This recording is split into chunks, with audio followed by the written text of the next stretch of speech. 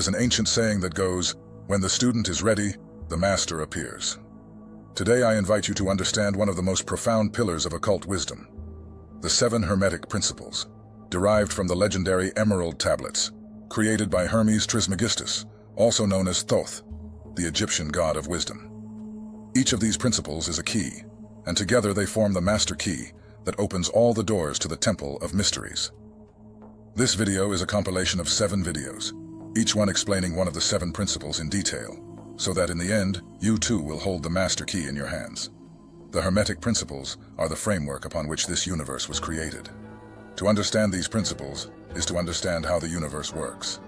However, the one who masters these principles becomes the master of their own reality. You will notice that these principles complement each other, and that their order is not random. Now, prepare yourself to dive deep into Hermetic wisdom and enter the Temple of Mysteries.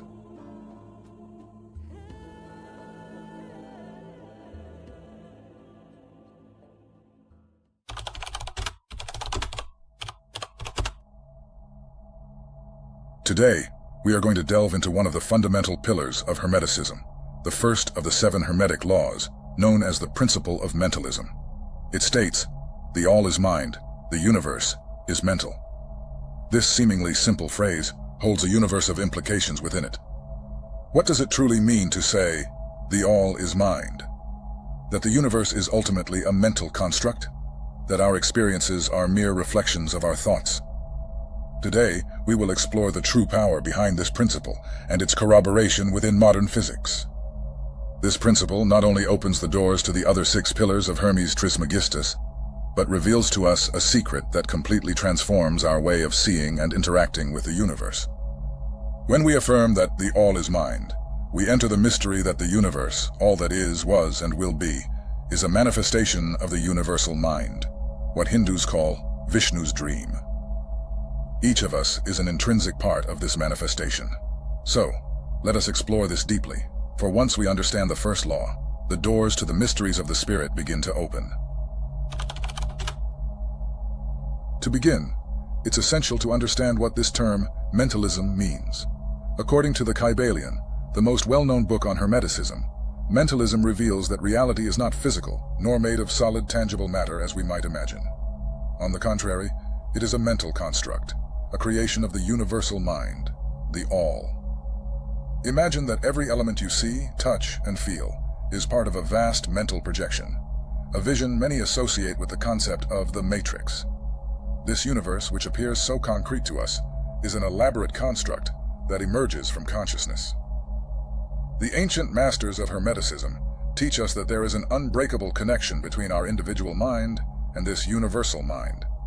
In other words, we are sparks of the mind of the all. When you think, create, and imagine, you are using the power of a mind that is ultimately part of the universal consciousness. However, this profound thought raises a question. If we are sparks of the all, why do we feel so distant from the universal mind? What prevents us from perceiving this connection in our daily lives? And the answer lies in another Hermetic maxim. Our human mind, limited by experiences, conditioning, and individual perceptions, is obscured by the illusion of separateness. Various spiritual and philosophical traditions share this idea. Buddha taught that all that we are is the result of what we have thought. Our mind is everything. And this directly echoes the Hermetic principle. Today, science begins to tread a path that reveals the depths of the mind and its influence on reality. Physicist Max Planck, known as the father of quantum physics, stated, "I regard consciousness as fundamental. I regard matter as derivative from consciousness."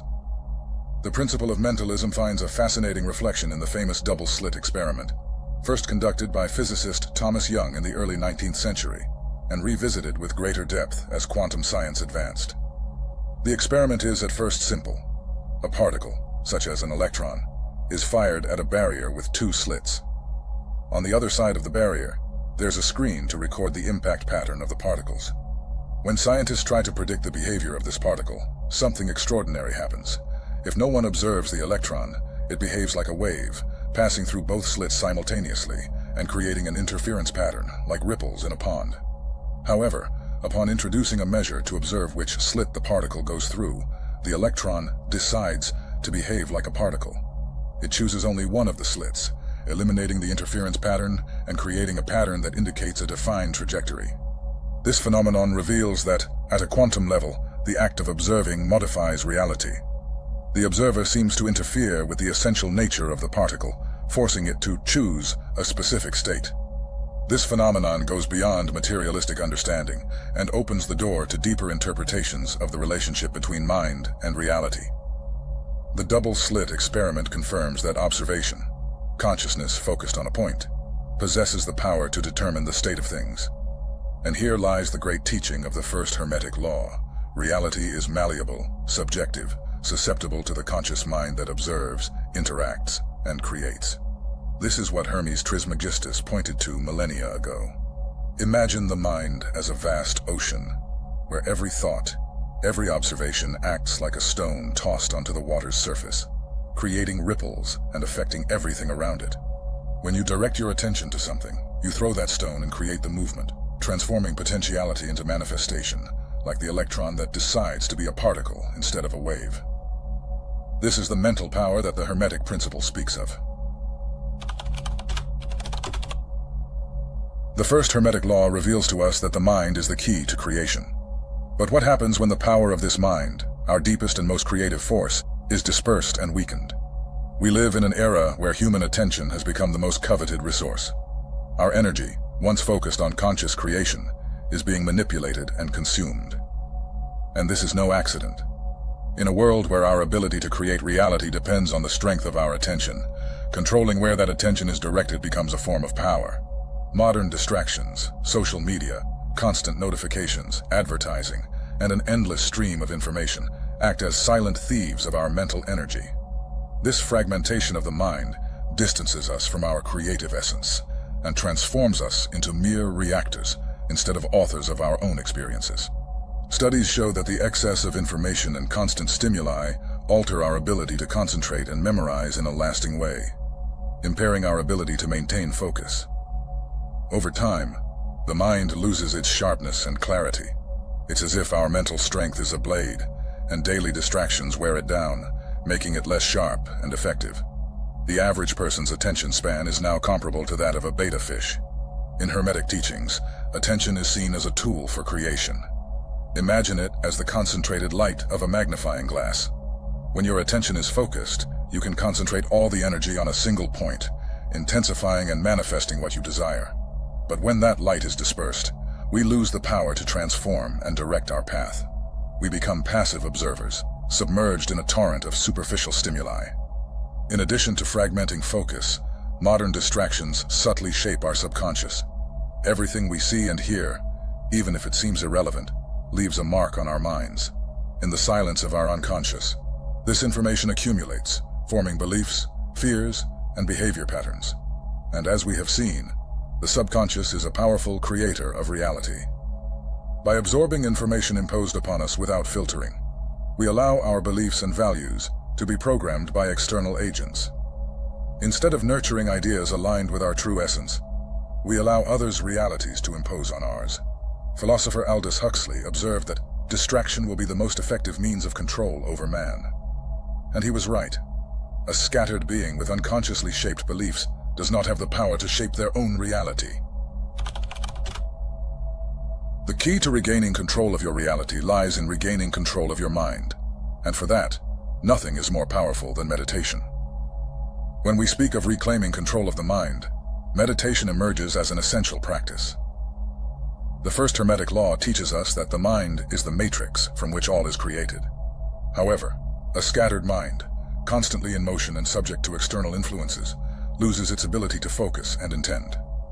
To meditate, then, is the path to gather attention and direct it, like a lens focusing light on a single point, until it becomes capable of igniting fire. In Hermetic practice, meditation is a return to zero point, the space where nothing and everything coexist. This state is the gateway to accessing our creative power, for only in a state of stillness and full presence does the mind find the balance to become a true tool for conscious creation. Meditation acts as a workout for the mind, strengthening our attention span. By sitting in silence, focusing on the breath or a point of internal observation, You are gradually breaking the cycle of distraction that dominates modern life. You are teaching the mind to remain in a state of presence, of non-reactivity. Every time a thought arises and is consciously set aside, you regain a bit of control over your mind. Imagine attention as a muscle. The more you exercise it, the stronger it becomes.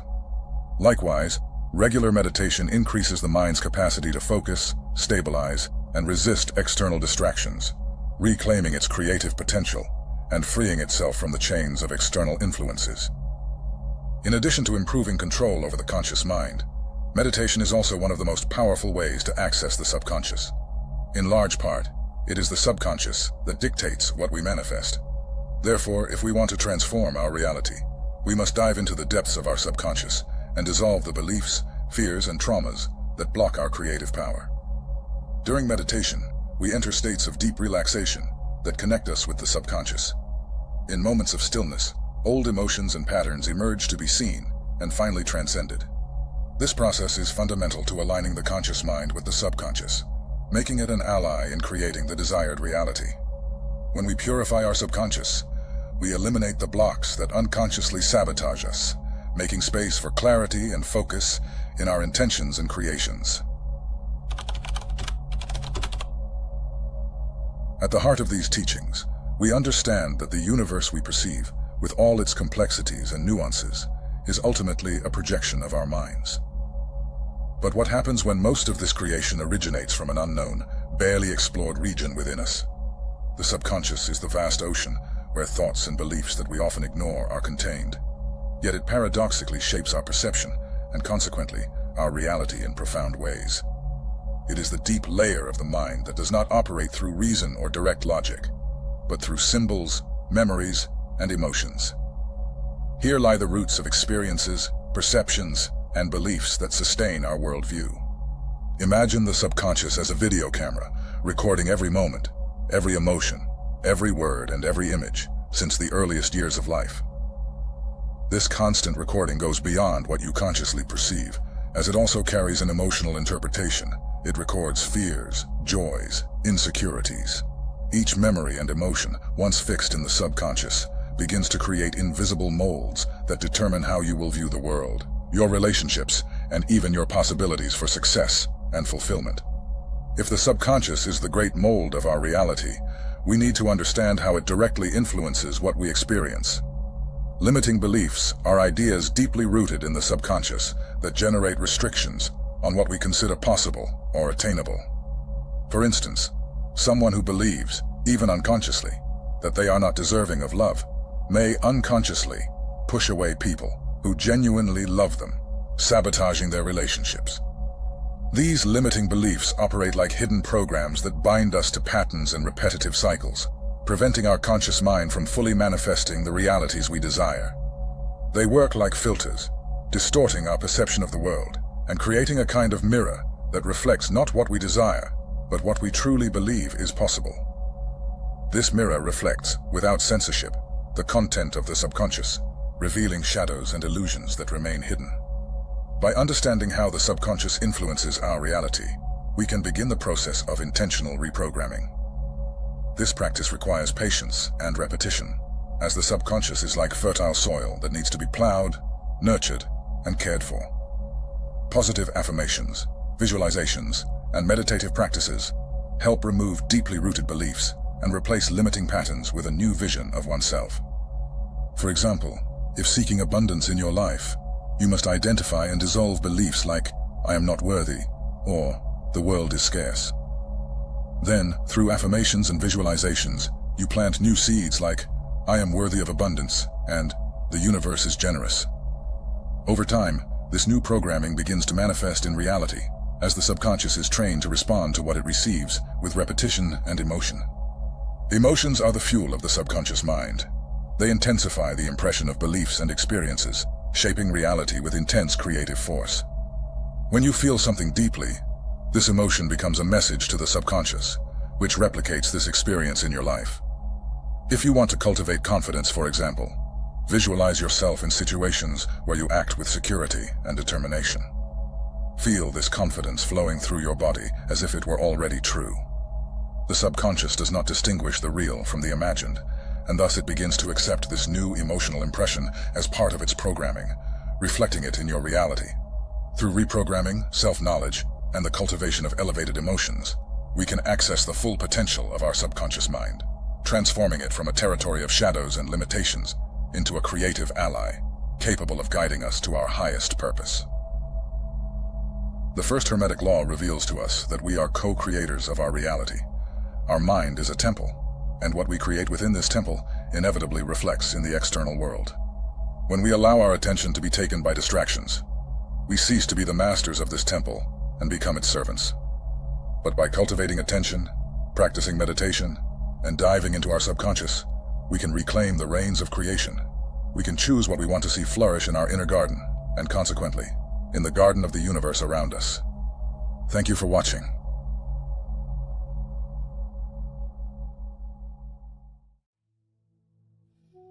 As above, so below. As within, so without.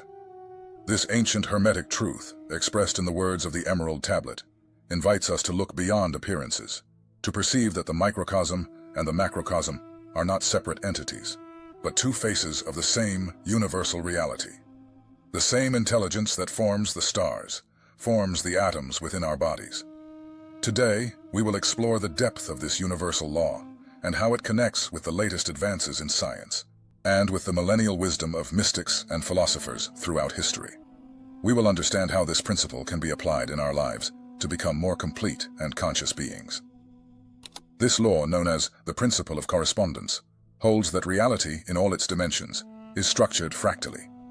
This Hermetic principle suggests that everything in the universe is connected, and that every fragment of the whole reflects the whole.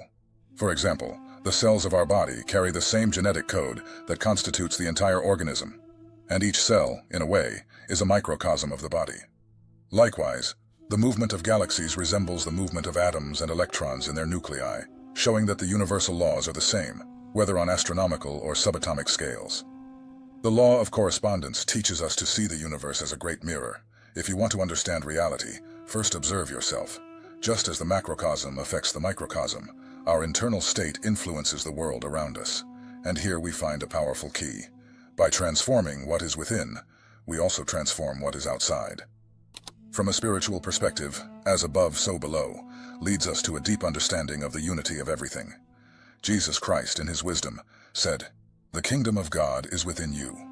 Luke 17:21. Just as the cosmos contains within itself the potential for everything, the human being, in its inner microcosm, contains the seed of the divine. The human mind is, at the same time, an observer and a creation of the universe. Just as the cosmic whole expresses itself in every atom, the human being is a reflection of the totality of the cosmos. As Hermetic philosophy states, each person is a microcosm, a small universe that, as it expands, reaches and harmonizes with the greater universe. This reveals the power and responsibility of taking care of one's own mind, thoughts, and emotions.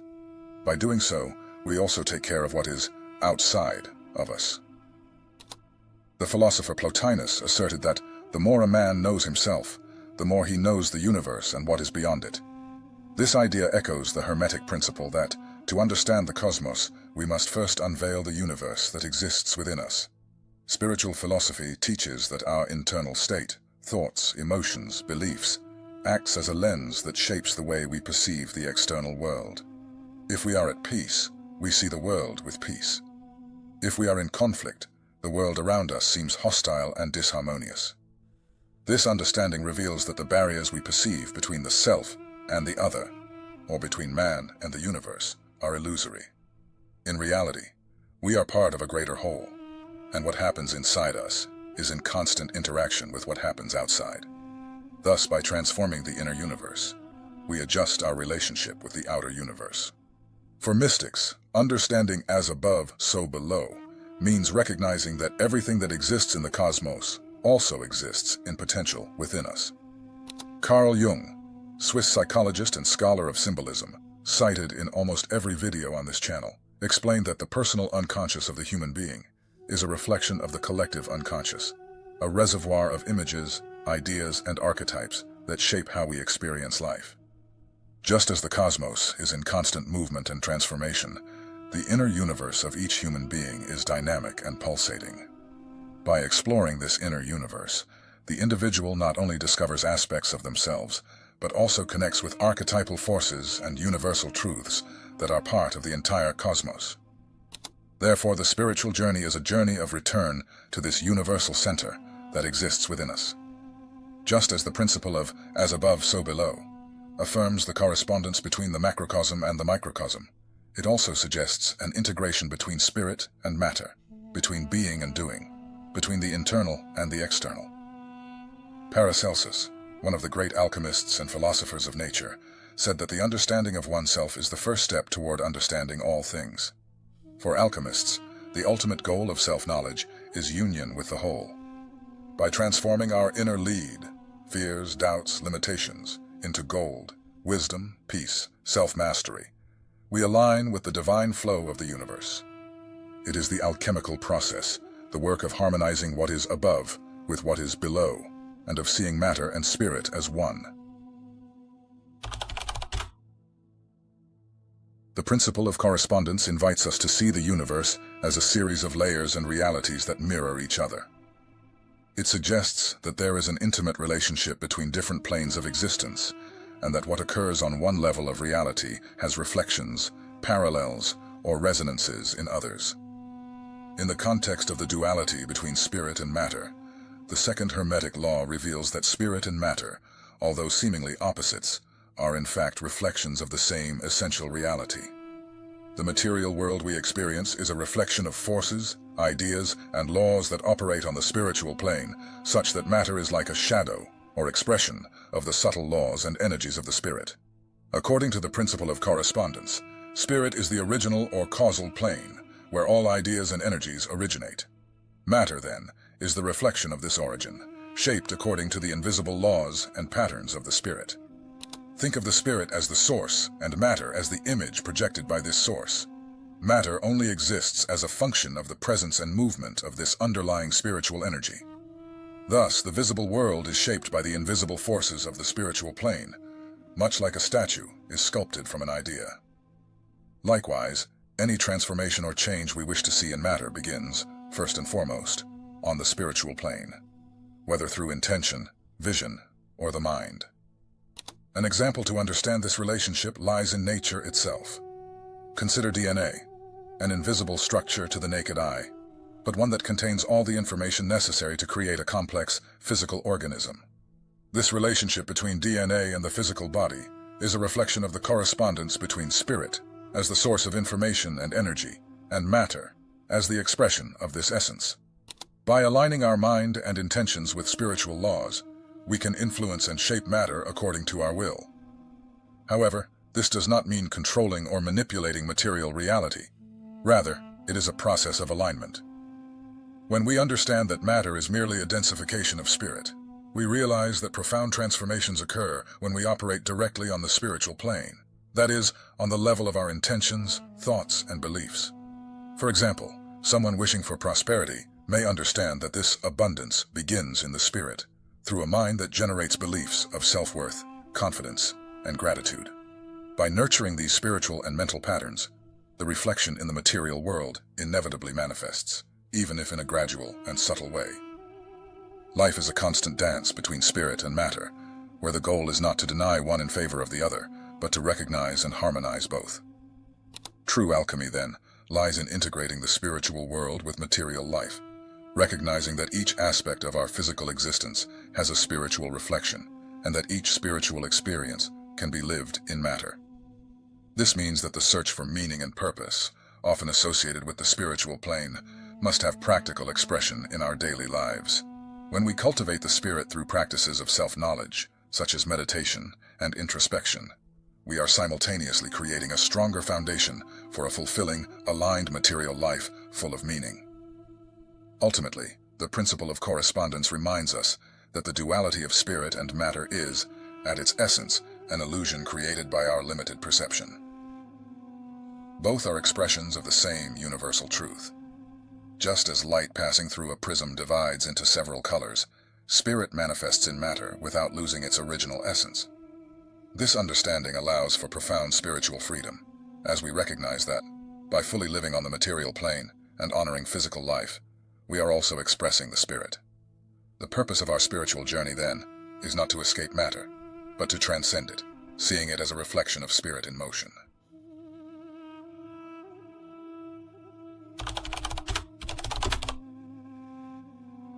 The Hermetic maxim, "As above, so below," is not only a philosophical or esoteric concept, it also manifests clearly and objectively in the phenomena of nature.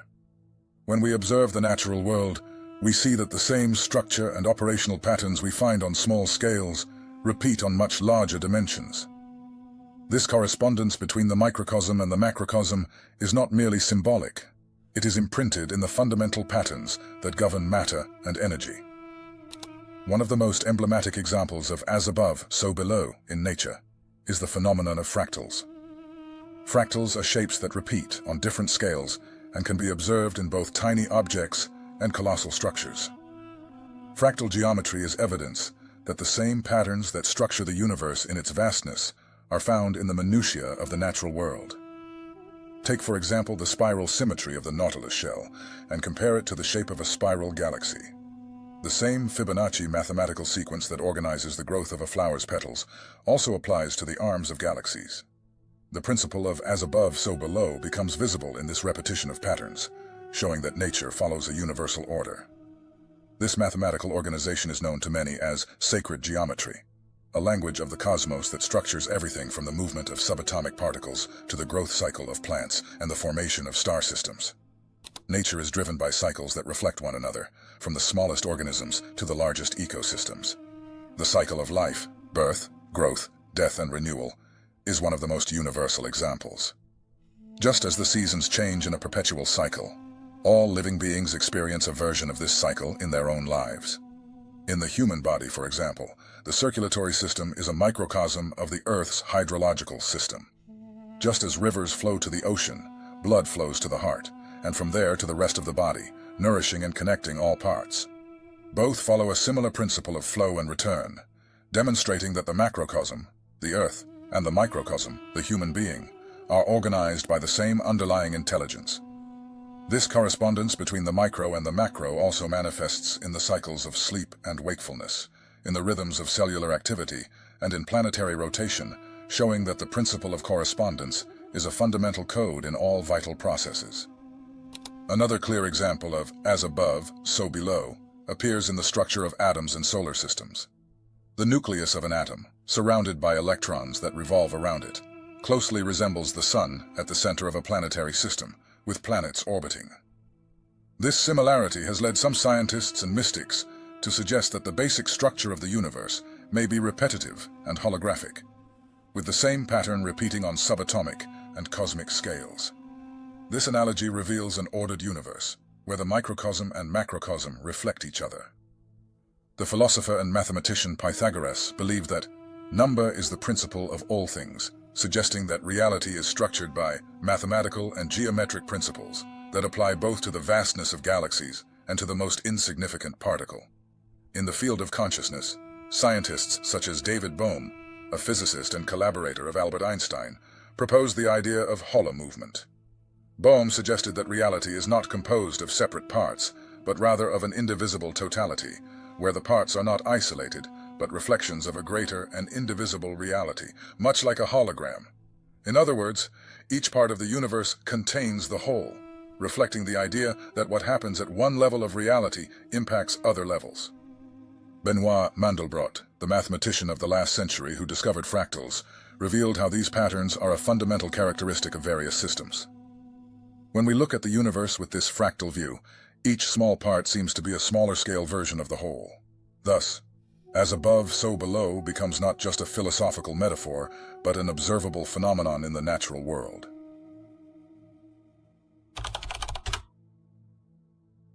The law of correspondence shows us how the external world, our results, our health, our physical appearance, is a direct mirror of the inner world, that is, our beliefs, intentions, and above all, our daily habits. Every small act we repeat is an expression of our mindset, and when accumulated, it creates a tangible and visible reality. Just as a stone thrown into a lake creates waves that spread, Our habits and thought patterns reverberate and shape our body and our life. In other words, our physical, emotional, and even financial condition is the result of a reflection of what we consistently cultivate within. Every aspect of our life is a manifestation of what we believe, desire, and practice daily. A disciplined mind is the fertile ground for creating healthy and consistent habits. Someone with a disciplined mindset, with clarity of purpose and goals, reflects this inner order in their body. Mental discipline translates into concrete actions, regular meal times, physical exercise, and practices that nourish and strengthen the body. As a result, the body becomes an expression of this organized mind, healthy, strong, and balanced. On the other hand, a disorganized mind that easily yields to distractions and does not set priorities tends to generate harmful habits. This type of mentality is reflected in a body that shows signs of disorder, excess weight, chronic fatigue, health problems. When there is a lack of internal discipline, the tendency is to seek immediate comfort, processed foods, excessive sedentary behavior, lack of sleep, that although providing momentary satisfaction, result in long-term physical and emotional degeneration. Consider someone who constantly procrastinates, delays exercise, and does not care about the quality of their food. This person reflects a state of mental disorganization in their body. Excess weight and constant fatigue are then expressions of the undisciplined and disordered mind. As the Greek philosopher Aristotle wisely said, "We are what we repeatedly do." Excellence, then, is not an act, but a habit. Each small action, when repeated daily, has a profound impact. The one who dedicates a few minutes daily to self-care, learning, or physical exercise is planting seeds that, over time, create an abundant harvest. Small gestures of care and discipline, when added together, result in great achievements and a fuller life.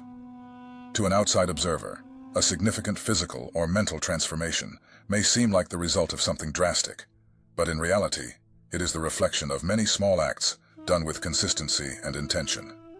Deep transformation happens when we understand that success or failure are, in fact, the fruits of small choices made daily.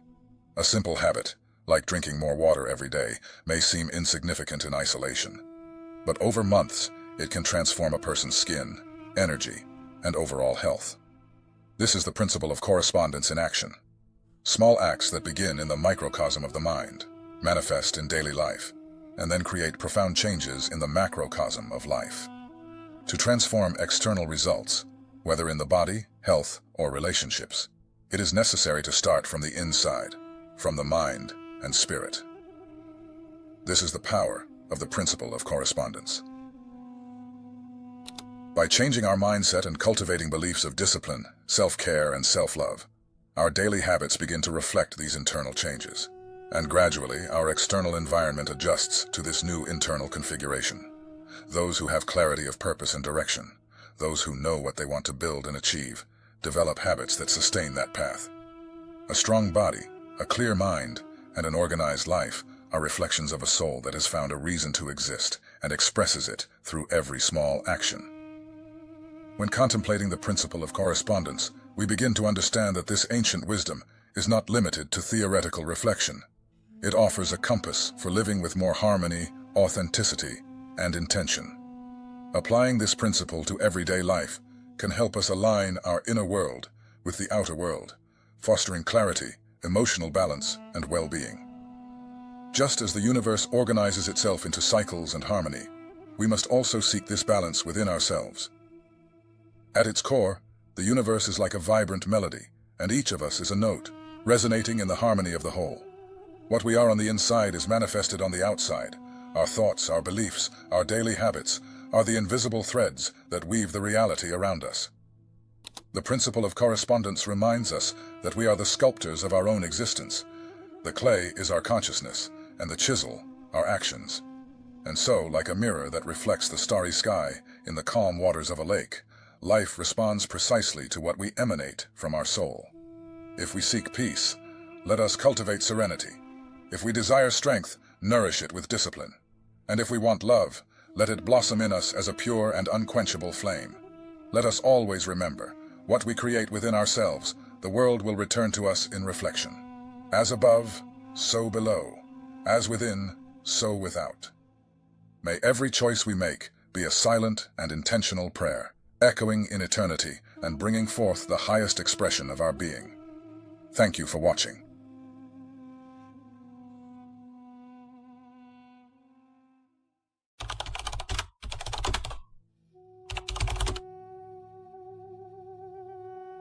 Imagine for a moment that everything around you, from the solid ground beneath your feet to the fleeting thoughts in your mind, is in constant motion, in an eternal pulse of energy. Today we delve into one of the universe's most enigmatic and powerful laws, the law of vibration, the third Hermetic principle, which declares that nothing is at rest, nothing is static, everything vibrates. This law, transcending cultures and traditions, is an essential key to understanding the hidden workings of the cosmos. From the ancient texts of Hermeticism to modern quantum physics, the idea that all is in constant vibration has been a fundamental pillar for those seeking to unlock the universe's mysteries.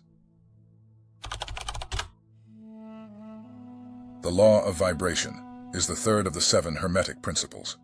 These laws form the basis of the spiritual teachings attributed to Hermes Trismegistus. This law invites us to perceive that movement is the essence of all creation, and that there is no true solidity in anything we perceive as matter.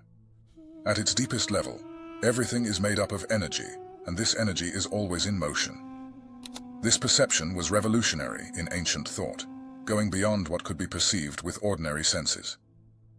The idea that everything vibrates is not exclusive to Hermeticism. It resonates across various spiritual traditions. In Hinduism and the Vedic texts, for example, Om is considered the primordial sound, the original vibration of creation that permeates the entire cosmos.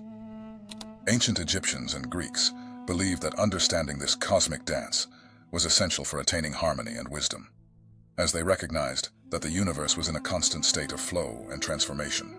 Heraclitus, for instance, stated that everything flows, and that change is the only constant in life.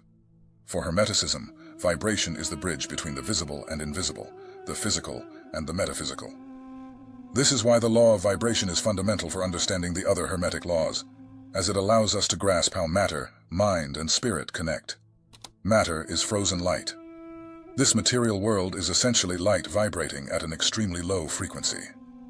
Each form of matter and energy has a specific frequency, and this frequency determines the characteristics and reality of each object, being, or thought. Today, modern physics confirms what the ancients intuited. In quantum physics, it is understood that the material world is composed of atoms and subatomic particles that are in constant motion and vibration. This incessant movement creates the reality we perceive, although it is much more fluid and impermanent than our senses lead us to believe. For Einstein, who stated that everything in the universe is energy and vibration, the material world and energy were merely different forms of the same essence. This idea is illustrated by the famous equation E equals mc squared, where matter, m, and energy, E, are interchangeable. This principle resonates deeply with the Hermetic view that everything is a vibrational manifestation of a single, fundamental essence. In summary, the law of vibration is one of the cornerstones of Hermetic cosmology, teaching us that the universe is not a collection of separate, inert objects, but a unified field of energy in constant motion. By recognizing this law, Hermetic practitioners seek to align themselves with the highest vibrations, both in mind and spirit, thereby ascending toward a deeper understanding of the all. To understand the law of vibration in depth, it is essential to relate it to modern science, particularly to the field of quantum physics, which reveals how matter and energy, at their deepest core, are in constant motion and vibration. Quantum physics shows that what we perceive as solid matter is actually a dance of subatomic particles, protons, neutrons, and electrons, in constant motion. These elemental components form atoms, which vibrate incessantly at different frequencies. This vibration occurs even in the so-called rest state, and is the foundation of all matter. This means that each object, whether a grain of sand or a star, has a specific vibrational frequency that, together with other particles and energies, composes its apparent form. Even atoms, once considered the smallest building blocks of existence, are composed of even smaller particles, such as quarks and gluons, which also vibrate constantly. This incessant movement suggests that the universe is a complex web of vibrations. And, as the law of vibration proposes, nothing is truly at rest. all that exists is in constant flux. German physicist Werner Heisenberg introduced the uncertainty principle, stating that it is impossible to simultaneously determine both the position and velocity of a particle with precision. This revolutionary principle led scientists to understand that, on a quantum level, matter does not have a fixed form, but oscillates and disappears in waves of possibilities, returning as particles. Here, again, we see the essence of the Hermetic concept. Matter is a temporary state, a momentary condensation of energy in constant vibration and transformation. These waves of possibilities are actually vibrations or fluctuations of energy that form the quantum field. When we observe the behavior of particles, we find that observation itself influences reality, altering the vibration and frequency of what is observed. This implies that the observer and the observed are interconnected in a vibrational field, where the observer's intention and consciousness can directly impact the outcome. The law of vibration is thus closely linked to the law of mentalism, where mind and energy converge to create reality. If physical matter vibrates, thoughts and emotions, which are also forms of energy, follow the same principle. Neuroscientists and vibration researchers today study how brain frequencies change according to a person's mental state. When we are relaxed, our brain emits low-frequency waves, known as alpha waves, while states of high mental activity and stress generate higher frequency waves, like beta waves. This mental vibration affects not only our body, but also the environment around us. Scientific studies indicate that thoughts and emotions generate electromagnetic fields that interact with other surrounding frequencies. Research conducted at the HeartMath Institute in California shows that the human heart, for example, emits an electromagnetic field much more powerful than the brain. This field vibrates according to the person's emotional state, influencing both their own body and the environment. These findings suggest that by adjusting our internal vibration through meditation, mental focus, or intention, we can alter not only our inner state, but also the outer world. Quantum scientists, including figures like Niels Bohr and Max Planck, argue that the universe is a kind of hologram in which matter, energy, and consciousness are interconnected and form a single vast vibrational web. Thus, the reality we experience can be seen as a projection of these quantum vibrations. However, this apparent reality is malleable, responding to the intention and frequency of those who observe it. As Max Planck, the father of quantum theory and creator of the term quantum, stated, "Everything is vibration." This concept of a quantum matrix connects deeply with Hermeticism, which suggests that the universe is a mental creation. Our external reality reflects internal vibrations, and therefore, by altering our internal vibrational frequency through spiritual practices, we can also change our perception and the very essence of reality. If we understand that matter and energy respond to vibration, we also realize that we can transform our reality by changing our internal vibrational frequency. In quantum physics, there is the concept of resonance, where a higher frequency can alter and elevate a lower frequency. This principle of resonance is the key to elevating our consciousness and tuning into higher frequencies, such as love, compassion, and harmony. According to the law of vibration, our highest and most harmonious thoughts and emotions align us with these purest cosmic vibrations, creating a state of unity with the all. By cultivating an elevated consciousness, we become, in a sense, resonant with universal energy, allowing us to transform our perception, health, and even the events in our lives.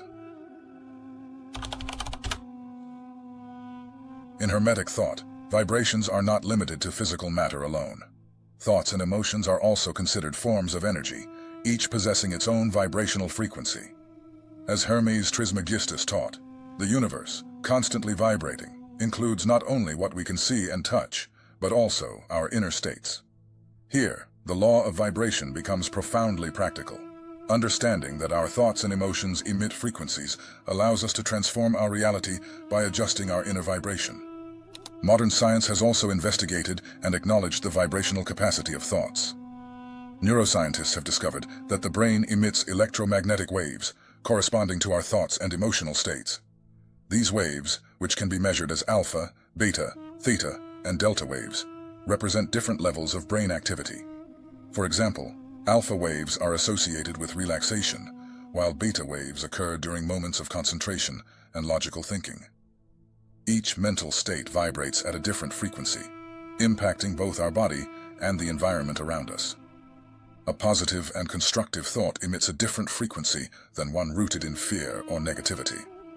Psychologist David Hawkins developed a scale of consciousness that measures the frequency of various emotional and mental states. According to this scale, feelings such as peace, love, and joy have high vibrations, whereas emotions like hatred, resentment, and guilt vibrate at lower frequencies. Hawkins noted, love and peace vibrate at a frequency high enough to transform the environment and elevate one's consciousness. This principle speaks directly to the power of the mind to influence the vibrational field around it. Just like thought, emotions are also vibrations that impact both our being and the external world. Intense emotions like love, gratitude, and compassion are waves that emanate from our body and mind, influencing everything around us. When we feel anger, envy, or fear, we generate a denser, heavier frequency, negatively affecting both our bodies and our surroundings. A study conducted by the HeartMath Institute shows that the human heart generates an electromagnetic field that extends around the body and can be detected meters away. This field vibrates according to our emotional state. Emotions such as love and appreciation create a harmonious and coherent vibration, whereas stress and anxiety produce a chaotic and dissonant field. The HeartMath Institute suggests that cultivating higher emotions balances not only our system, but also positively influences those around us. Thus, emotions are a kind of vibrational signature that we constantly emit. When we are in a state of joy or compassion, our vibrational field harmonizes with the universe's energy, creating an attractive field for experiences and people with similar vibrations. The law of vibration is closely connected to the famous law of attraction, almost as if the law of attraction derives from it. Understanding this is the key to obtaining what one desires. Cultivating high-frequency emotions, such as love, gratitude, and compassion, transforms our vibrational field and puts us in resonance with a more harmonious reality.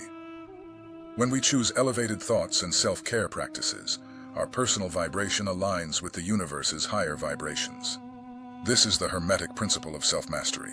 By mastering our internal vibrational field, we master our destiny. As within, so without.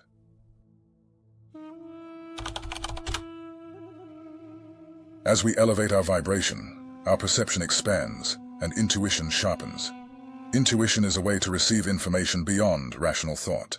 In elevated vibrational states, the brain emits theta waves, associated with deep relaxation and a consciousness level that facilitates intuitive insights. Spiritually, the more we raise our frequency, the more we align with the waves of the universe. Just as a radio station must be tuned to receive a specific signal, our mind and spirit must vibrate at a harmonious frequency to capture messages and intuitions from subtler planes. Practices like silent meditation and mindful presence help quiet the mental noise and stabilize internal frequency, creating space for intuition and clarity to emerge. These moments allow deep insights to arise spontaneously, revealing truths and directions that would otherwise remain hidden from conscious understanding. Love is widely recognized in various traditions as the highest frequency that a human can vibrate at.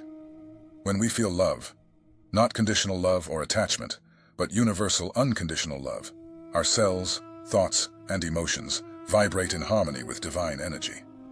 This state of love is described by mystics and spiritual seekers as the experience of oneness, where the illusion of separation dissolves and we feel unified with everything around us.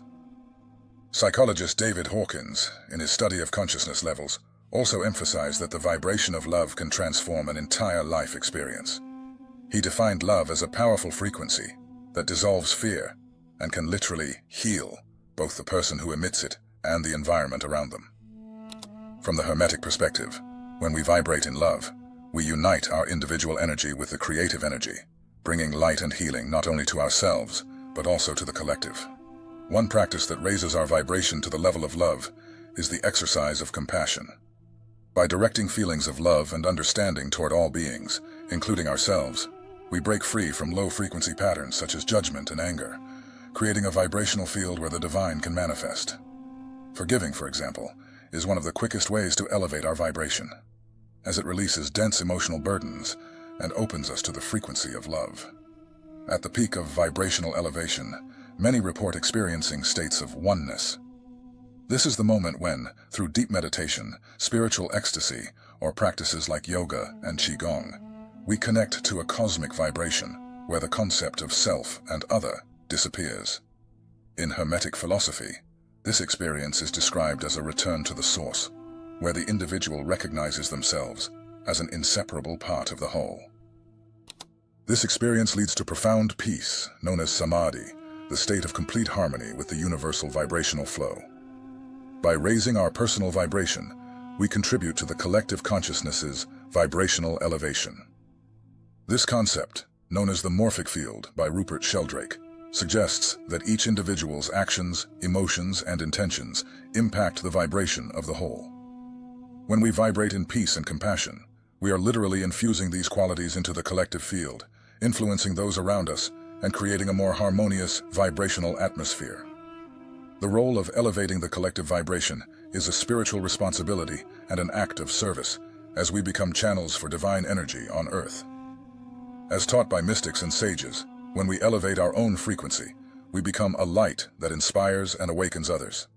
Gandhi summarized this idea by saying, "Be the change you wish to see in the world." Thus, our spiritual mission is to raise our personal vibration, and by doing so, we contribute to a more peaceful, loving, and connected world. Now that we understand we have the power to modify our reality by altering our own frequency, the next step is to learn how to apply this knowledge in practice. Here are a few simple methods. Mindful words and thoughts. Our words and thoughts shape the type of vibration we emit. Each negative thought, each critical word, emits a dense vibration that affects our physical and mental health, as well as our environment. Cultivating positive speech and a constructive mindset increases our vibration. Meditation practice. Meditation is a practice that allows us to adjust and elevate our personal vibration. This daily habit creates a mental and physical balance, harmonizing the vibrations of both body and mind. Connecting with nature. Nature possesses pure and balanced vibrations. Walking through a forest, lying on the sand, or diving into the ocean aligns our frequency with these natural energies. Many spiritual traditions recommend contact with nature as a means of healing and energetic balance. Diet and physical health. What we consume directly impacts our vibration. Natural foods like fresh fruits and vegetables carry a higher frequency than processed and industrialized products. Caring for our health through conscious eating keeps us in elevated states of frequency. By cultivating elevated thoughts, pure emotions, and a connection with the higher self, we vibrate in harmony with creation. This is the true essence of the spiritual journey, raising our vibration until it resonates with that of the cosmos, allowing us to experience unity, universal love, and connection with the all. May we remember, in every thought and gesture, that we are made of the same rhythm that moves the stars, of the same breath that gave life to the world. Thank you for watching.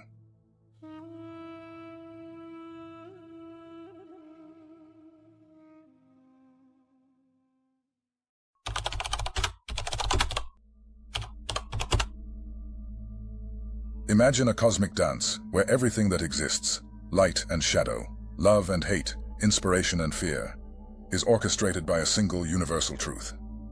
Today we will explore that truth, the law of polarity.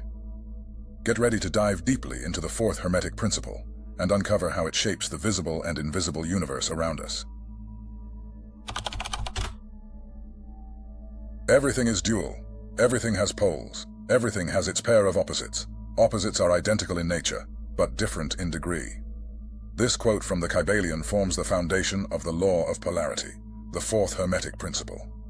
This law reveals that everything that exists is interconnected through opposing poles. Hot and cold, light and darkness, good and evil, positive and negative. These opposites are not enemies locked in eternal conflict.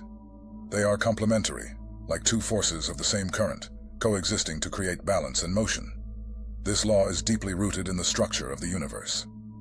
But the law of polarity extends far beyond the physical realm. It operates in our thoughts, emotions, and daily experiences.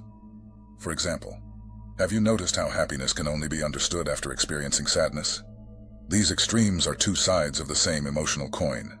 In the spiritual journey, the same principle applies. What we call light could not be identified without shadow. Opposites not only coexist, but depend on each other to make sense. The universe is a dance of complementary forces. Thus, understanding the law of polarity is essential to comprehending yourself and the world around you. It invites us to see reality not as a battlefield of extremes, but as a cosmic fabric, where each polarity contributes to creation and universal harmony. Instead of choosing sides, we can learn to navigate between them, finding balance within the dual flow of the universe. And how do we navigate these poles? Through the law of vibration. But we'll get to that. The law of polarity is not merely an abstract theory. It permeates every aspect of our lives, shaping experiences, emotions, and even the simplest, most mundane processes.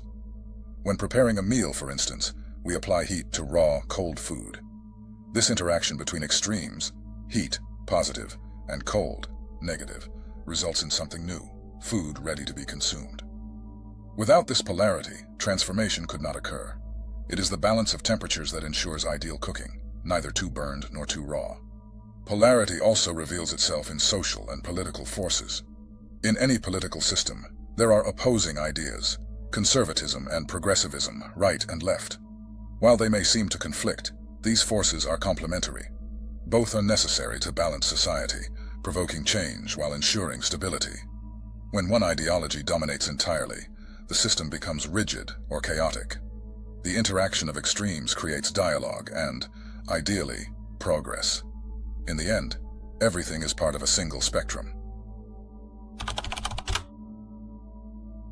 The law of polarity manifests powerfully in the realm of human emotions, where we find not only contrasts, but an intricate relationship between opposites that shape our deepest feelings. Love is expansive. It dissolves barriers, connects us, and makes us feel aligned with something greater than ourselves. Fear, its opposite polarity, is contractive. It distances us, creates barriers, and drives actions based on instincts of protection or survival. These two polarities are the foundation of all creation. The ultimate alchemy is the transmutation from one polarity to the other, moving from extreme fear to unconditional love. This is the union with the divine. If love and fear are opposing forces that expand and contract our perception, hatred and passion are poles of energy manifesting in emotional intensity. Both carry fire. They are overwhelming feelings that either move us towards something or repel us with great force. Hatred arises as an intense response, a destructive force that rejects and seeks to eliminate the object of feeling. Passion, on the other hand, is equally intense but constructive. It drives us to create, connect, and explore. Both poles are interconnected. Human emotions are not static. They flow from one pole to the other, like a pendulum. The law of polarity teaches us that recognizing this oscillation is the first step toward transforming our emotional states. Polarity is expressed in the very essence of existence. Life can only be understood because death exists, and vice versa. The leaves of a tree fall in autumn to nourish the soil in winter, allowing life to be reborn in spring. These cycles are a constant reminder of the dance between opposing poles occurring all the time. Even the simplest decisions we make reflect the law of polarity. Every choice implies renouncing an alternative. For example, by choosing to wake up early to meditate, you forgo the comfort of sleeping longer. By opting for a spiritual path, you distance yourself from the superficiality of material life. These choices are the practical manifestation of opposites working together. There is no absolute right or wrong, only the dynamic balance between polarities that you choose to live. The foundation of all matter in the universe is the atom, and its very existence is a perfect manifestation of polarity. Protons, positive charge. Located in the atom's nucleus, they represent the centralizing force that holds the structure together. Electrons, negative charge. Orbiting around the nucleus, they are dynamic forces, generating motion and energy. These opposites interact to create stability. Without this electrical polarity, atoms could not form molecules, and matter as we know it would cease to exist. The force of attraction between protons and electrons is not merely functional, but is also responsible for structuring everything, from the oxygen we breathe to the stars in the cosmos. In essence, Everything that exists in the manifested universe is energy oscillating between two polarities through the law of vibration. The law of vibration determines where this energy falls on the spectrum, and consequently, its characteristics. One of the most fascinating examples of this polarity lies in electromagnetic waves, the foundation for technologies such as radio, television, the internet, and even our biological systems. Electromagnetic waves are vibrations that travel through space carrying energy. They are composed of two fields oscillating in opposing poles: the electric field, positive and negative; the magnetic field, north and south. These fields are in constant motion, creating an interaction that propels the wave forward. It is the polarity between these fields that allows energy to travel, carrying signals from one point to another, whether through light, heat, or data transmissions. The light we see is an electromagnetic wave, just like the radio signals or Wi-Fi we use daily. What differentiates one from the other is frequency and wavelength, both manifestations of the law of vibration, intrinsically connected to polarity. We live in a world connected by invisible networks, all based on electromagnetic waves. The duality between the electric and magnetic fields is the engine that sustains this entire technological infrastructure. When you use your smartphone or computer, electromagnetic signals are constantly being sent and received. Satellites orbiting Earth operate on the same principles to transmit radio, TV, and GPS signals. Even the electricity powering our devices is a direct manifestation of polarity, constantly alternating between positive and negative charges in what we call alternating current, AC. This continuous cycle enables the efficient transmission of energy. The law of polarity, in harmony with the law of vibration, is a powerful key to the conscious creation of reality. While polarity reveals the two extremes of a spectrum of possibilities, vibration is the driving force oscillating between those poles. When we understand how these laws operate together, we gain the ability to shape our lives consciously, aligned with universal forces. Polarity presents the extremes: hot and cold, love and fear, light and shadow. Vibration, on the other hand, is the continuous movement between these extremes. Take temperature, for instance. Hot and cold are not isolated qualities. They are merely names we give to represent two opposite points on the same spectrum: temperature. By increasing or decreasing vibration, you can transform cold into heat and vice versa, effectively navigating along this spectrum. This logic can be applied to any situation. Imagine you are facing financial difficulties.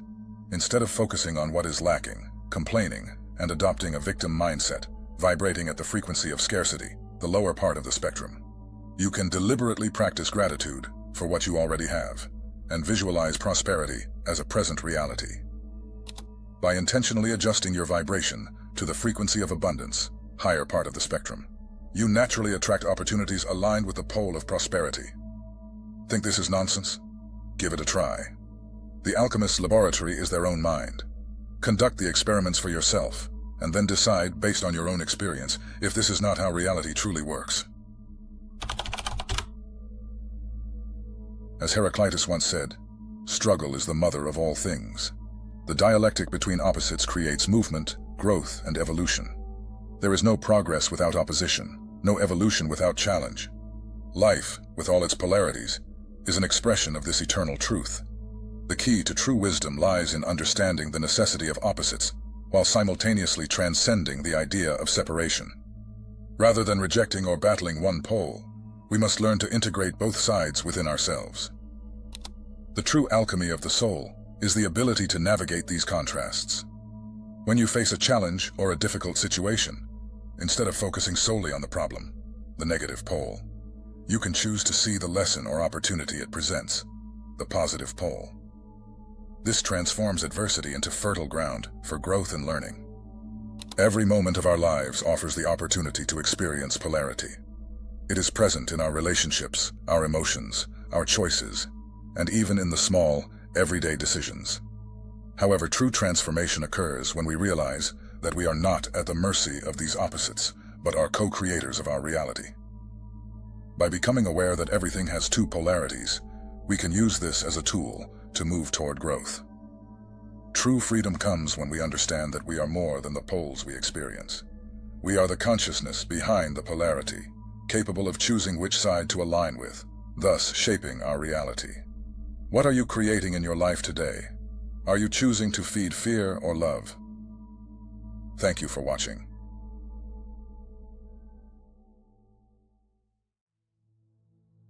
In the dance of the universe, everything follows a rhythm.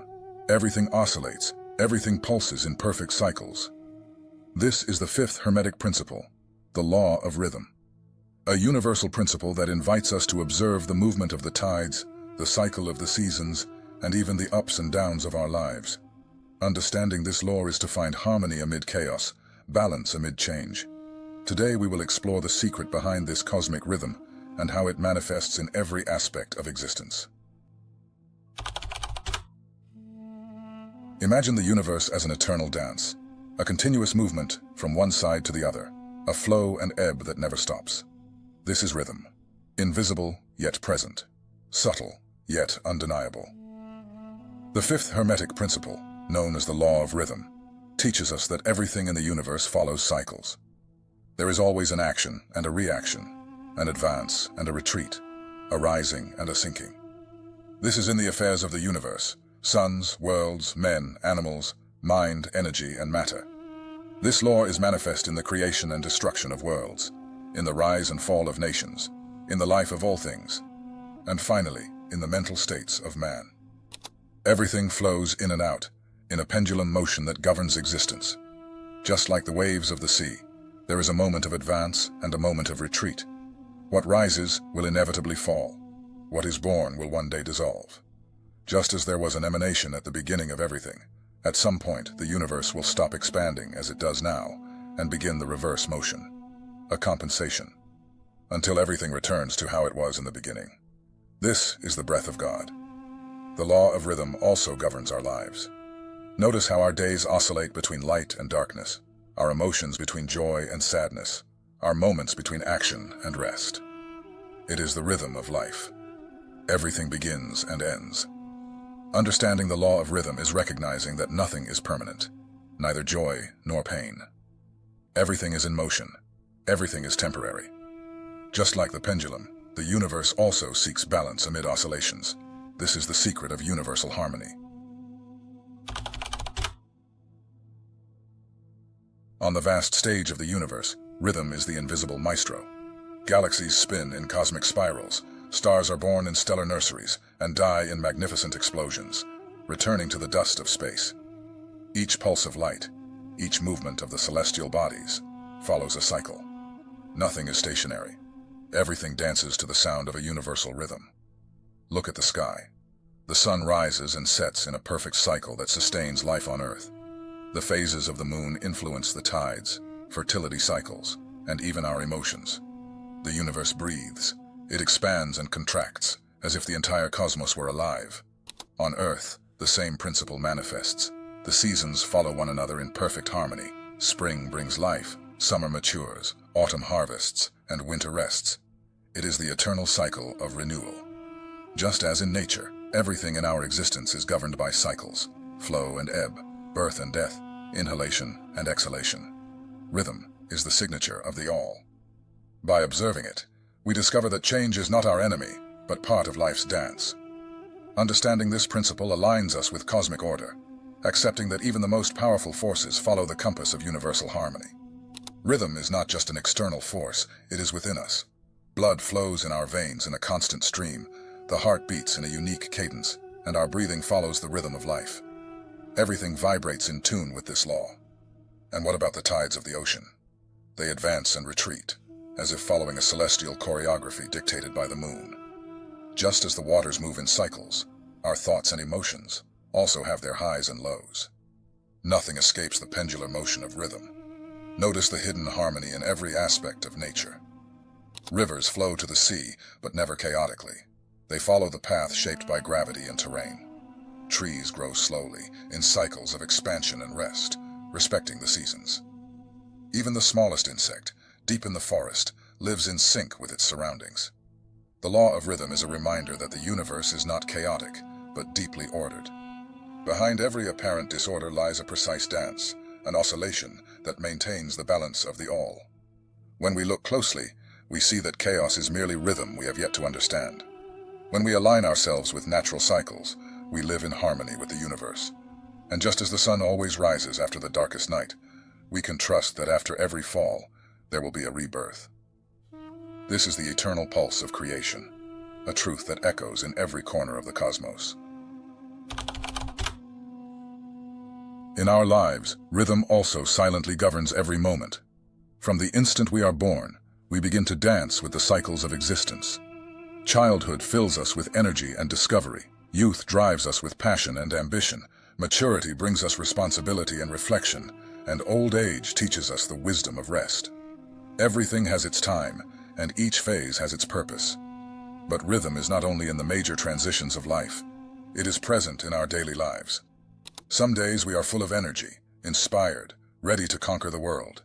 On others we feel tired, introspective, needing silence and pause.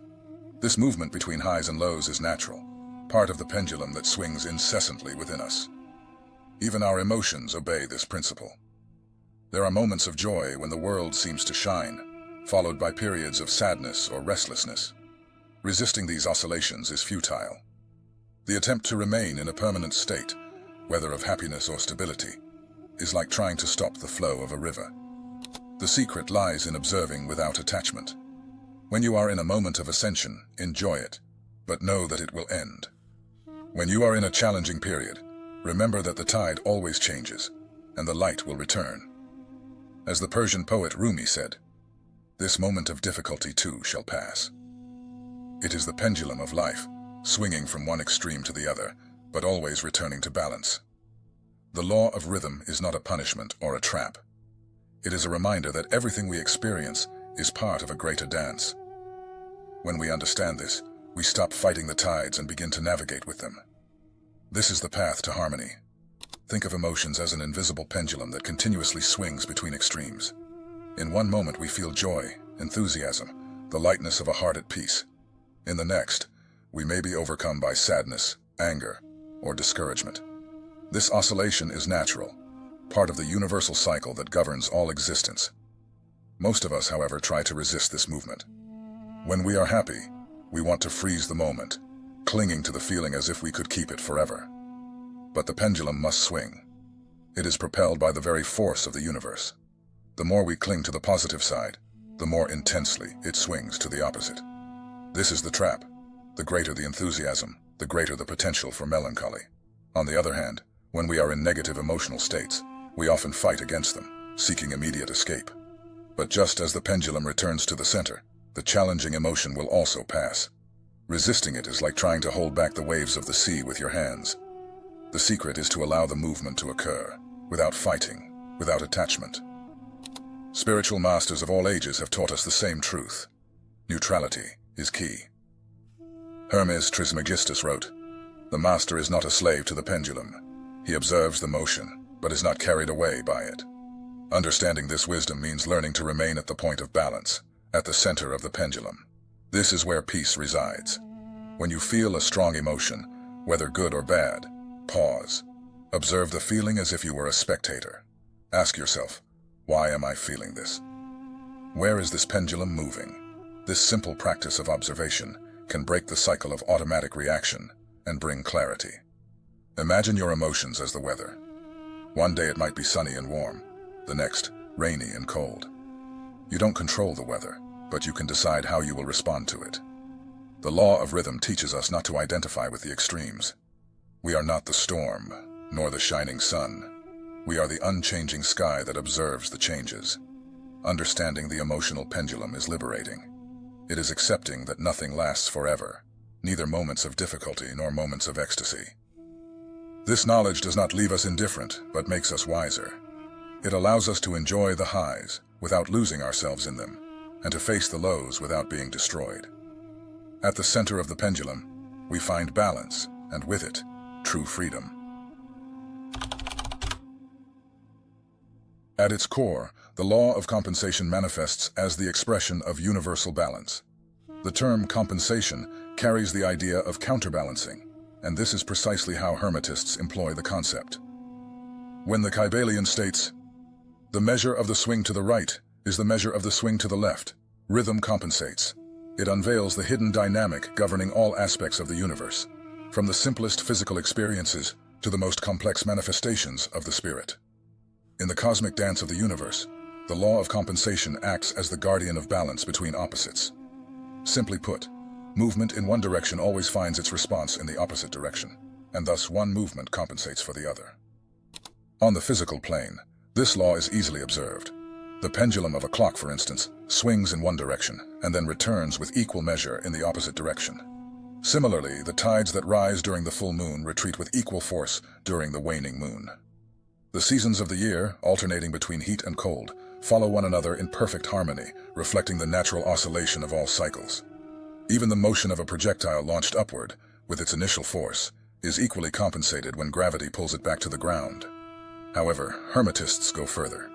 They teach that this law is not limited to the physical plane, but extends to all dimensions of human experience, including mental and emotional states. An individual who experiences more subtle pleasures is inevitably subject to equally subtle sufferings, while someone who lives the pains of life more intensely also experiences a deeper capacity for joy. Human beings, like all living creatures, are constantly oscillating between extremes of pleasure and suffering, and compensation is revealed in the direct relationship between them. There exists, therefore, a law governing the degree of joy and suffering of each being, and compensation is the scale that maintains order in the cosmos. The law of compensation, in its depth, teaches that to experience a certain degree of pleasure, the individual must first have experienced, at some point in their existence, a proportional degree of suffering. However, Hermetists reveal a more refined aspect of this compensation. They assert that although the negative arises from the positive, this does not mean that pleasure must always be immediately paid for, with corresponding suffering. On the contrary, the pleasure we experience may be part of a rhythmic movement, a compensatory return for past suffering, whether from our current incarnation or previous lives. This revelation sheds new light on the problem of suffering. Suffering is not a curse imposed upon us, but a natural part of the cycle, a movement of the pendulum that will inevitably be followed by compensation in the form of pleasure. Pain, like pleasure, is transient, and its compensation will come, even if in another form and at another time, restoring the lost harmony. The law of compensation applies tangibly to the lives of human beings. It is generally understood that anything we possess or lack, whether material goods, health, or emotional states, is paid for in some way. Nothing is given without something being taken away. Thus, the wealthy possess material abundance that the poor lack, but in return, they may be deprived of the simplicity and inner peace that the poor, in their more modest lives, may find on their journey. Material wealth is often accompanied by emotional or spiritual loss. The millionaire may live surrounded by luxury, but lack the appetite or health to fully enjoy their opulence.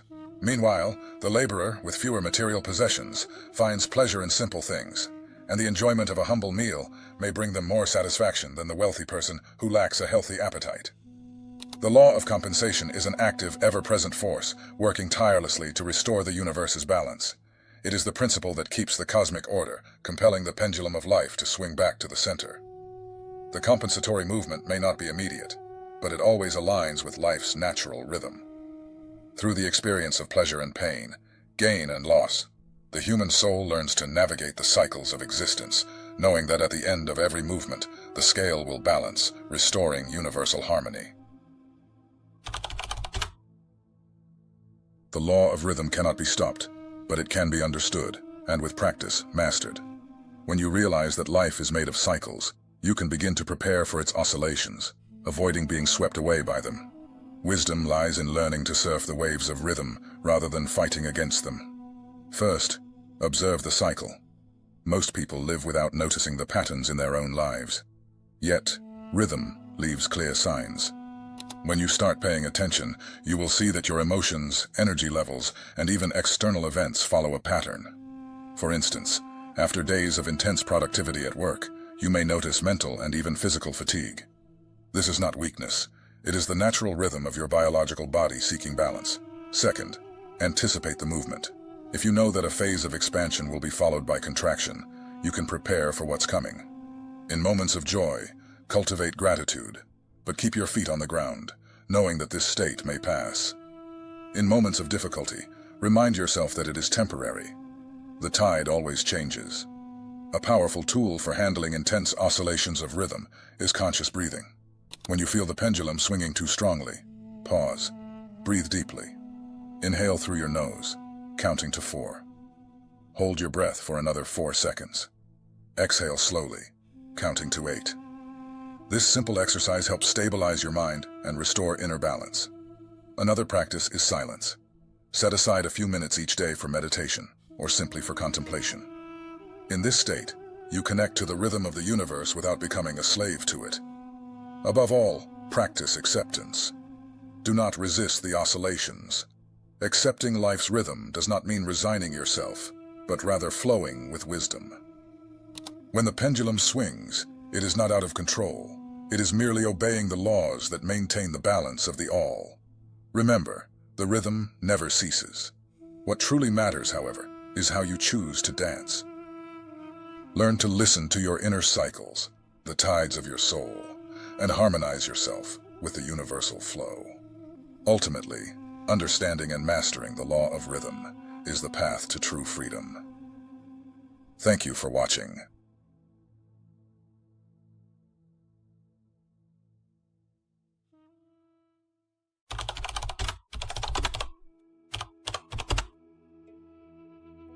Imagine an immense cosmic loom, where every thread is interwoven with absolute precision, creating the grand tapestry of existence. Every event, every thought, every breath is a part of this masterful design. There are no loose threads, no accidents. Everything you have ever experienced, unexpected encounters, painful challenges, moments of ecstasy, all have an origin, a cause, and every cause has its effect. Everything happens according to the law. Chance is merely a name given to an unrecognized law. This is the law of cause and effect, the sixth Hermetic principle. This law is the principle governing the universal loom. When we grasp its depth, we realize that nothing in life is arbitrary. What we call luck or misfortune is, in fact, the effect of invisible causes we planted in the past, sometimes in this life, sometimes in other dimensions of our existence. Today, we will embark on this journey of discovery together. We will unveil the mysteries of the law of cause and effect and learn how it governs our reality. More importantly, we will learn how to master it so we can become architects of our own destiny.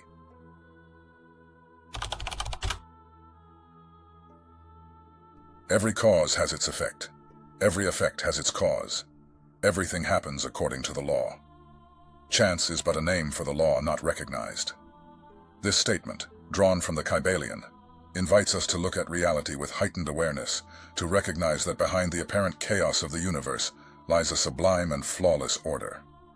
The law of cause and effect is the invisible foundation of all existence. It teaches us that every event we experience, from the greatest achievements to the most painful challenges, is the result of a chain of causes. Nothing just happens. Every effect we encounter is a direct reflection of causes. Some visible, others hidden in the deepest planes of existence. But here lies the secret understood by initiates. There are different levels of causality. Most people operate on the physical plane, reacting to external causes like leaves moved by the wind. They feel at the mercy of greater forces, prisoners of circumstances they believe are beyond their control. The Hermeticist, however, knows that the most powerful causes are not born on the physical plane, but on the mental plane. As the Kybalion teaches, the mind is the field of creation where the first seeds of every cause are planted. Our thoughts, intentions, and emotions are causal forces, shaping not only our actions, but also the experiences we attract. Consider this example. A word spoken in anger might seem like a momentary reaction, but it is the effect of a prior cause, a thought or feeling already vibrating within you. That word, in turn, generates new effects, a conflict, a rupture, or even an opportunity for learning. Thus, the chain of causality continues, endlessly, in all directions. What the Kybalion teaches us is that chance is simply the name we give to our ignorance of the law. When we understand this truth, a world of possibilities opens. We no longer need to be spectators of life, hit by the effects of causes we do not comprehend. We can become conscious creators, planting the seeds of the future we wish to harvest. This is the promise of the law of cause and effect. the freedom to transcend the role of victim and assume the role of master. Imagine rolling a die. When it lands on the table and shows a number, it might seem like it happened by chance, as if it were pure luck. But in truth, that's not how things work. Everything in the world happens for a reason. Think of the die. The number that appears depends on various factors: how you held the die, how much force you used to throw it, how it spun through the air, and even the surface it landed on. All these factors together decide which number will show. So it's not luck or misfortune. It's a set of causes that makes it happen. The word chance is often used when we do not know or cannot see all the reasons behind something. For example, when flipping a coin, it might land heads or tails. It seems random, but if we could observe exactly how the coin was flipped, the force applied, and even the wind in the air, we could predict which side would land face up. The Kybalion uses the example of a storm to illustrate this idea. For many, a sudden storm might seem fortuitous or random. However, the storm's formation follows precise meteorological laws. Conditions of pressure, temperature, humidity, and other factors align specifically to produce it. With knowledge of all these conditions, the storm could be predicted with accuracy. Thus, what seemed like chance is nothing more than a natural event guided by precise causes. The same applies to human life. Many consider success or failure to be matters of luck. However, every event in our lives is the effect of a cause, be it an action, a thought, or even a choice made long ago. Everything we do generates results, even if we cannot immediately see the consequences. Trying to understand the law of cause and effect solely through the movements of the physical plane is like looking at the tip of an iceberg and believing it to be the entire structure. It's a limited perspective. Hermeticism transcends this view, revealing that causality operates simultaneously across multiple planes: mental, astral, and physical. To grasp the depth of this law, we must explore its manifestations in all these dimensions. Since the time of Sir Isaac Newton, the principle of causality has been a cornerstone of science. Newton's third law states, "For every action, there is an equal and opposite reaction." This idea, though simple, profoundly echoes the Hermetic principle. In the physical universe, no force, movement, or event occurs without a prior cause. When an apple falls from a tree, it is the effect of gravity. When a stone hits a lake, the ripples that form are the direct effect of the initial action. But modern physics has taken this concept even further. In quantum mechanics, we find that causality can operate in mysterious and seemingly paradoxical ways. Quantum entanglement, for instance, suggests that particles separated by vast distances can influence each other instantaneously, challenging our linear understanding of cause and effect. This raises the question, is there a deeper dimension where invisible causes operate beyond time and space? Hermeticists would answer with a resounding yes. They have always known that causality transcends the physical world, manifesting on subtler levels of existence.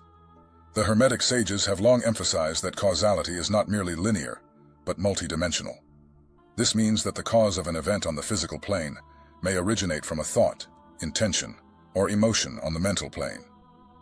Franz Bardon, in Initiation into Hermetics, states, "True creation begins on the higher planes.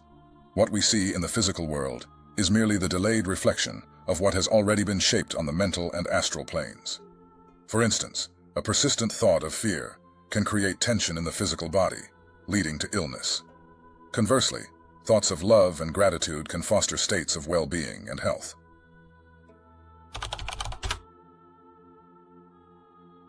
The word karma comes from Sanskrit and literally means action. However, in a spiritual context, it refers to the totality of consequences generated by our actions, thoughts, and intentions. Every cause we create, whether consciously or unconsciously, leaves a mark on the fabric of the universe, and these marks eventually return to us as effects. Here lies the secret of karma. It is not just about what we do, but how we do it. The same action can generate different karmas depending on the intention behind it. For instance, helping someone with the desire to inflate one's ego creates one type of energy, while helping with genuine compassion creates another. In the Bhagavad Gita, Krishna explains, "Action is inevitable, but the true sage acts without attachment to the fruits of their actions. The law of cause and effect, in a Hermetic context, operates across all planes: physical, mental, and spiritual.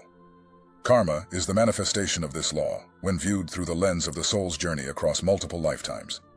While the law of cause and effect teaches that every action generates a reaction, karma broadens this perspective, showing that these reactions may not manifest immediately or even within the same lifetime. Karma thus acts as a universal balancing system, ensuring that no cause is left without its corresponding effect. One of the most striking aspects of karma is its relationship with time. While the law of cause and effect on the physical plane can produce immediate results, such as touching fire and being burned, spiritual karma operates over longer cycles. Its causes can span lifetimes, creating repetitive patterns that offer opportunities for learning and evolution. These patterns are known as karmic cycles. For example, someone who abuses power in one life may reincarnate in circumstances where they experience powerlessness, allowing them to learn the lesson of empathy and balance. One of the greatest misconceptions about karma is viewing it as a system of punishment and reward. In truth, karma is a pedagogical mechanism designed to teach us universal laws and guide our soul toward harmony. Karma does not return to us what we deserve, but what we need to grow, what we ourselves have created.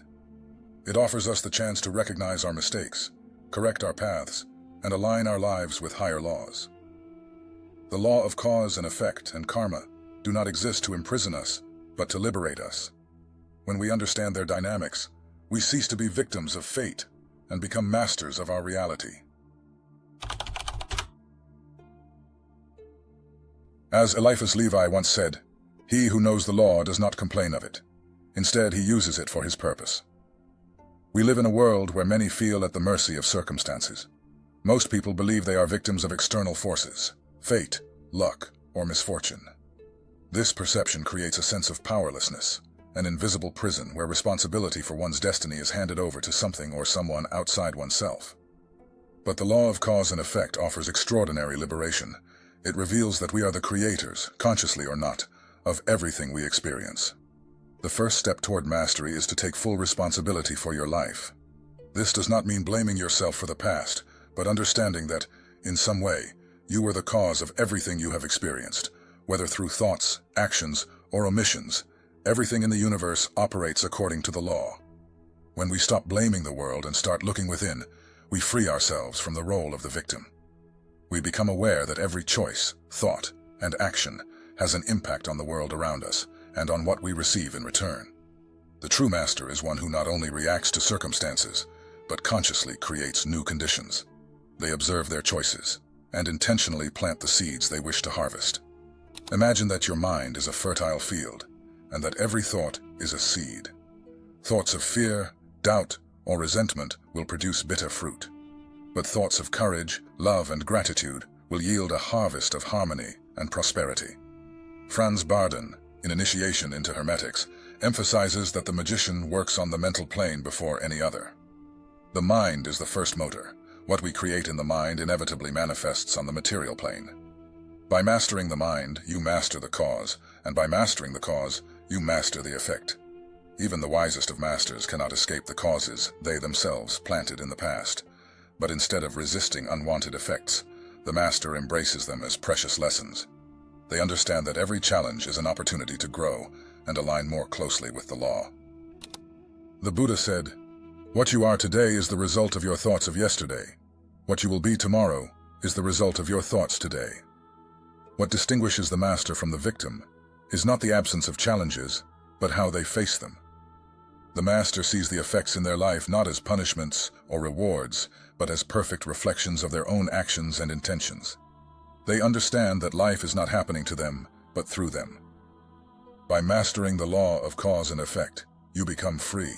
Not a freedom that escapes the law, for that is impossible, but a freedom that arises from alignment with it. You become the conscious creator of your reality, a true alchemist who transforms every moment into an opportunity for evolution and self-mastery. As the Kybalion teaches, freedom lies in the understanding of the law. From this point, the question we must ask ourselves is, what seeds are we planting today? Are we creating the reality we desire, or are we perpetuating patterns that imprison us? The answer lies in your hands. Be the master. Thank you for watching.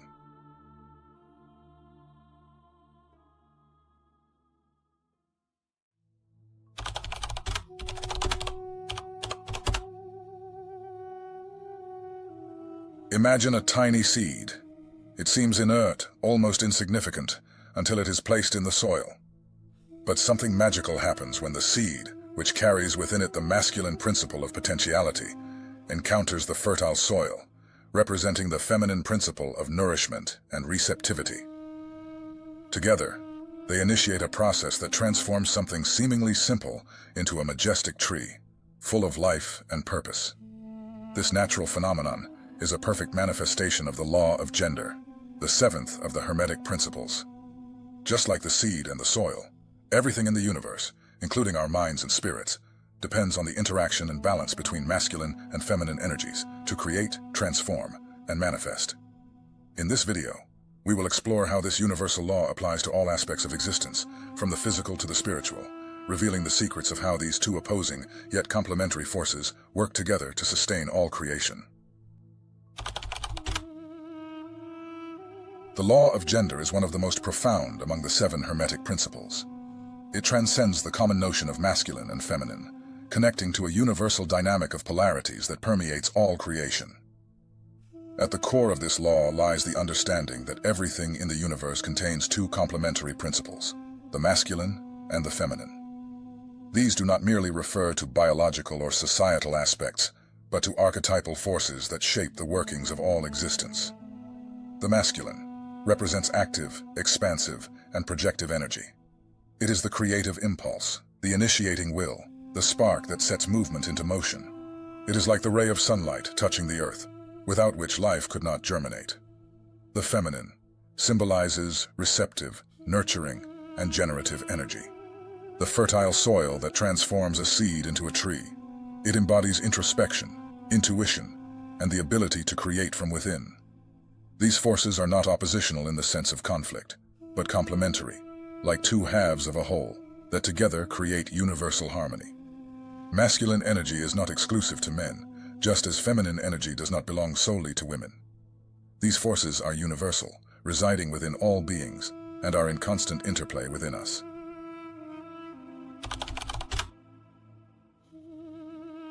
In the Hermetic context, masculine energy is the active principle, movement, logic, direction, and creative force. It is the spark that transforms potential into reality. Without it, there is no action. Without action, there is no creation. But like every universal principle, masculine energy requires balance. When in harmony, it is like a flowing stream, moving mountains and fertilizing lands. When imbalanced, it can become a destructive tsunami. Masculine energy is often symbolized by the sun, the sword, or lightning. These archetypes represent its nature. Masculine energy brings discernment and reason, light and clarity, illuminating the path ahead. It provides the drive to overcome obstacles and face challenges with strength and courage. Like an arrow aimed at its target, it is the force that keeps us focused on our goals. This energy is associated with the left hemisphere of the brain, which governs logical reasoning, analysis, and strategy. When well channeled, it makes us achievers. In Carl Jung's analytical psychology, masculine energy appears in archetypes such as the warrior, with his courage and discipline. He reminds us that strength lies not only in the physical, but also in the determination to face challenges. The king, a symbol of leadership and integrity. He guides with wisdom and creates stability. The magician, who transforms knowledge into power. He represents logic and the curiosity of the masculine spirit. The lover, who directs passion to create and nurture meaningful connections. These archetypes are facets of the masculine that we must integrate in balance to access our full potential. When masculine energy loses its balance, the signs are clear. The individual seeks to dominate everything and everyone, believing their vision is the only correct one. This authoritarianism manifests in rigid attitudes, leaving no room for listening or adapting. This posture suffocates relationships, blocks creativity, and creates a constant atmosphere of tension. The desire to compete becomes an addiction. Everything turns into a battle to prove superiority, even when unnecessary. in an excessive competitiveness. This mindset breeds isolation, transforming allies into rivals. Logic takes full control, silencing all emotions. This can lead to a sense of emptiness, as if one is constantly battling the world without understanding why. Conversely, when masculine energy is lacking, certain issues arise. The potential exists, but the force to realize it is absent. The individual feels incapable of acting, delaying decisions and responsibilities, leading to procrastination and apathy. Days pass without purpose, like a boat adrift. Without the masculine drive, there is no clarity of purpose. Life becomes a sequence of meaningless actions, resulting in frustration and a sense of futility. This leads to insecurity and passivity. A lack of confidence in one's power leads to dependence on others to make decisions. Instead of leading, the individual becomes a spectator in their own life. The person demonstrates fragility in the face of challenges. Masculine energy gives us the courage to face difficulties. Without it, even minor obstacles become insurmountable barriers. Masculine energy is the fire that warms and transforms. When balanced, it guides us with courage, clarity, and purpose.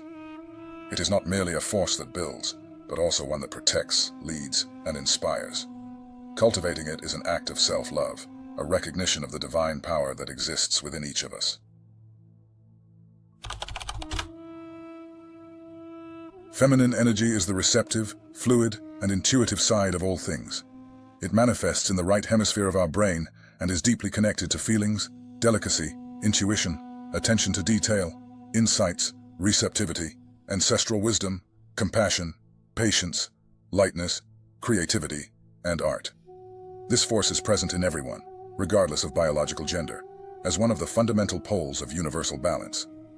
While masculine energy acts like an arrow moving forward, feminine energy is the space that embraces, transforms, and gives meaning to action. In Hermeticism, feminine energy is the passive principle, but not in the sense of inertia. Passivity here means receptivity, the ability to absorb, nurture, and transform. It is the mystery, the intuition that connects us to the invisible, the force that helps us create bonds and feel the flow of life in its fullness.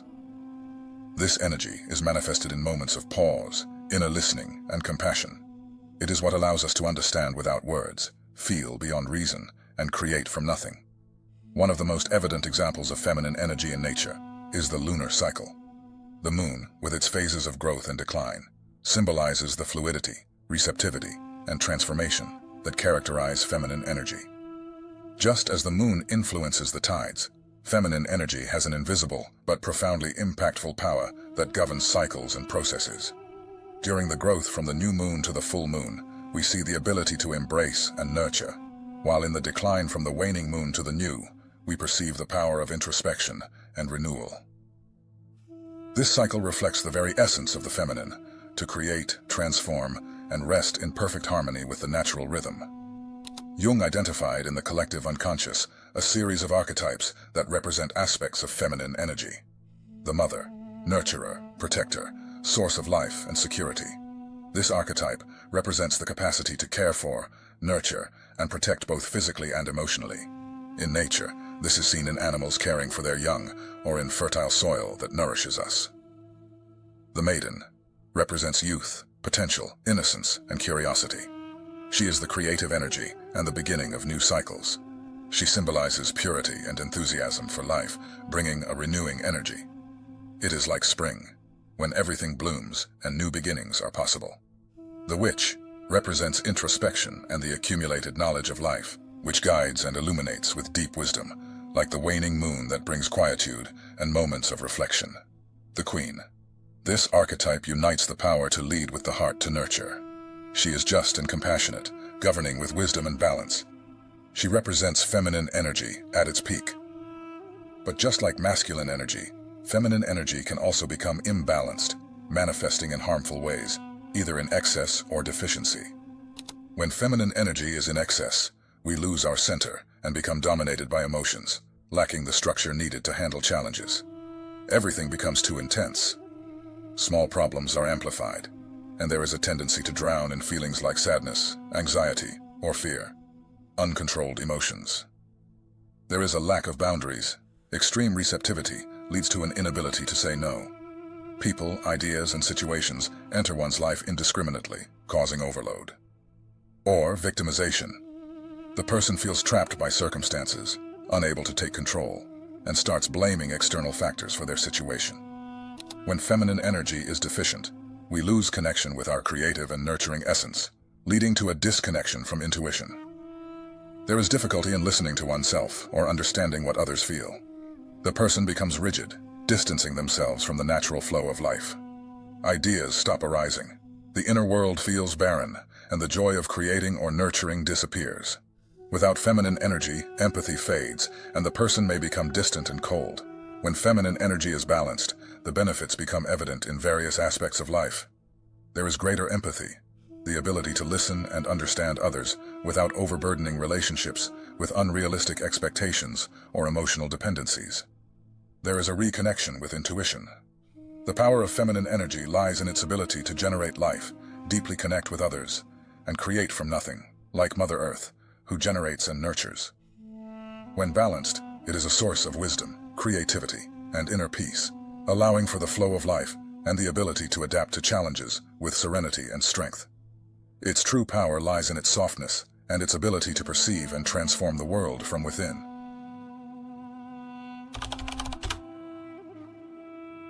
The law of gender transcends humanity and permeates the entire universe. From the vast cosmic expanses to microscopic processes, it is the force governing creation and motion. To understand this law in its entirety, we must observe its manifestations in different areas of existence where the masculine, active, and feminine, receptive principles collaborate to create, transform, and sustain. The law of gender is not confined to the visible world or the physical plane. According to the Kybalion, it is a force that traverses all levels of existence, manifesting uniquely and complementarily across the three great planes, the physical, mental, and spiritual. Each plane reflects this dance between the masculine and feminine principles, demonstrating how the universe is governed by the harmony of polarities. In the plant kingdom, the interaction between masculine and feminine energies is essential for the perpetuation of life. Pollen, masculine, is carried by the wind or insects to the ovary of flowers, feminine, where fertilization occurs, resulting in fruits and seeds. Many animals exhibit mating rituals that reflect this dance of polarities.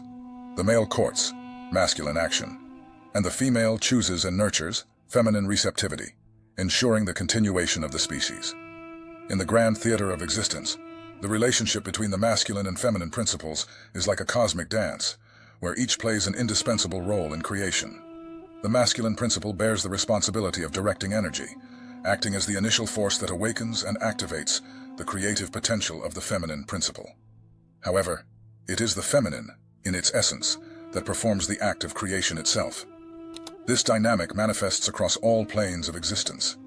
Whether in the physical, mental, or spiritual realms, the feminine is the matrix that transforms impulse into form, giving life to what was once only a possibility. And yet neither can act alone. The masculine, no matter how powerful, is incapable of producing results without the receptive feminine. And the feminine, no matter how fertile, lacks the creative impulse provided by the masculine. This union is reflected in the very structure of life. In many forms of existence, both principles are integrated into a single being, coexisting as inseparable parts of a whole. This is why, in all aspects of the organic world, we find the masculine within the feminine, and the feminine within the masculine, like yin and yang, dancing in eternal harmony.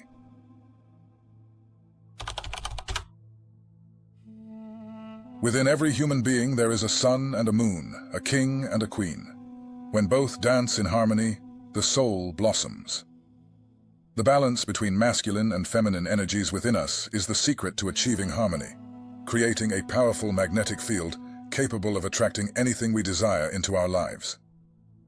The ancient alchemists called this union the alchemical marriage, symbolizing the fusion of the active, masculine, and receptive, feminine principles to create a whole and awakened being. This internal marriage is the key to transforming the ordinary self into an enlightened and fulfilled version of oneself. The alchemical marriage is not merely a metaphor, but a spiritual and psychological practice that refers to the process of integrating internal opposites.